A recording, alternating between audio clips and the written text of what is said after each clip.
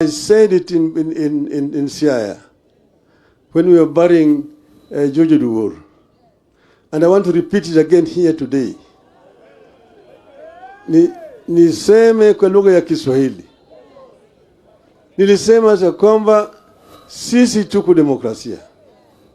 Na demokrasia kila mtu ako na haki ya kuongea. Sama ya ODM tuliamua ya kwamba sisi tutakuwa na uhusiano. Lakini kukuwa na uhusiano sio kusema ya kwamba sisi yote tumeingia kwa serikali.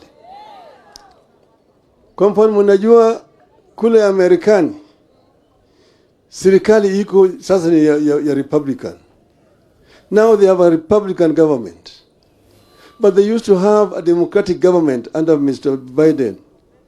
Biden had some ministers who are members of the Republican Party, respect to the fact that that was a Democratic administration. Likewise, even Mr. Trump have got some ministers who are members of the Democratic Party. I'm saying Biden had ministers who were members of the Republican Party, and he was a Democratic president. And Trump has also got some Democrats in his cabinet today. There's no collision between Democratic Party and the Republican Party in the U.S. Secondly, we are running what is called a presidential system of government. We don't have opposition benches and government benches. We have what is called parliament as an institution. Parliament oversight the government. The executive implements policies. Parliament passes laws, and the executive uses those laws to govern the country. And then the judiciary, which interprets the laws. So there's really no collusion between ODM, no collusion between ODM and UDA.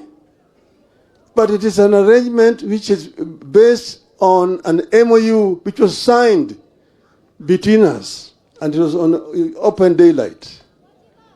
And there are very clear points in that MOU, 10 of them. And they are very explicit indeed. That's the reason why I don't see why people are bickering.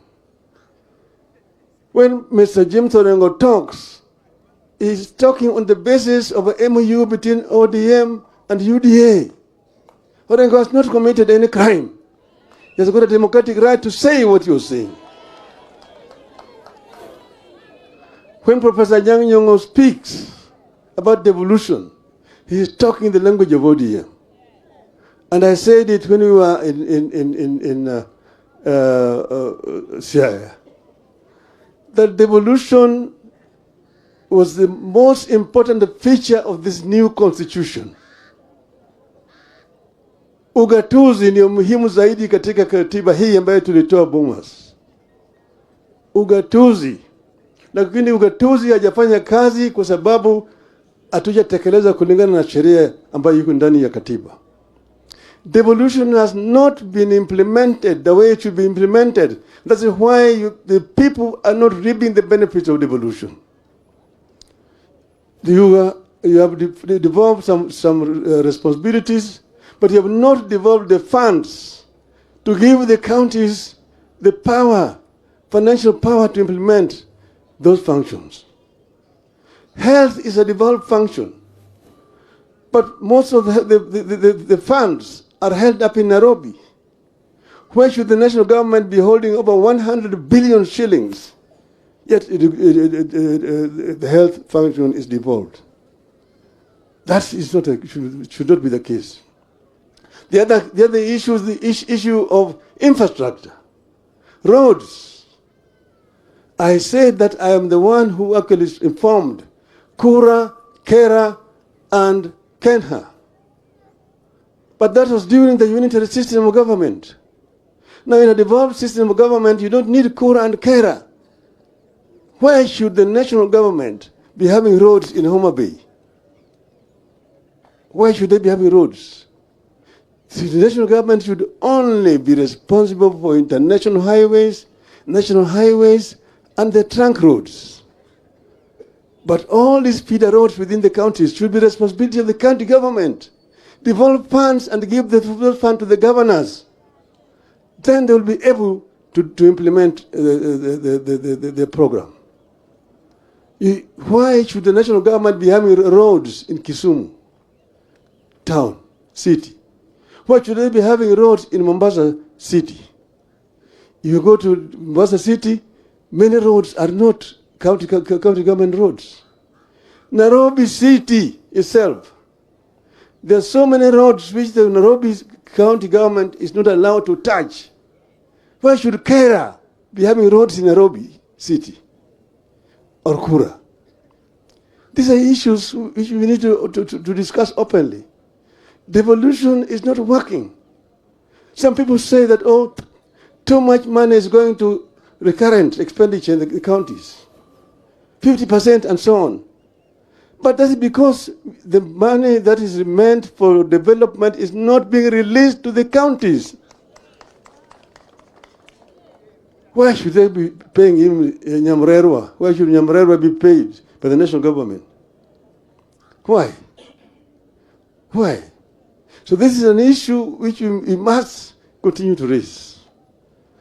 And we have said that Parliament must come forward and pass laws properly. I said that this CDF national government must go. It must go. That money should come to the counties, and the counties should use them to implement those projects. Over this, there's no compromise. Over this, there's no compromise.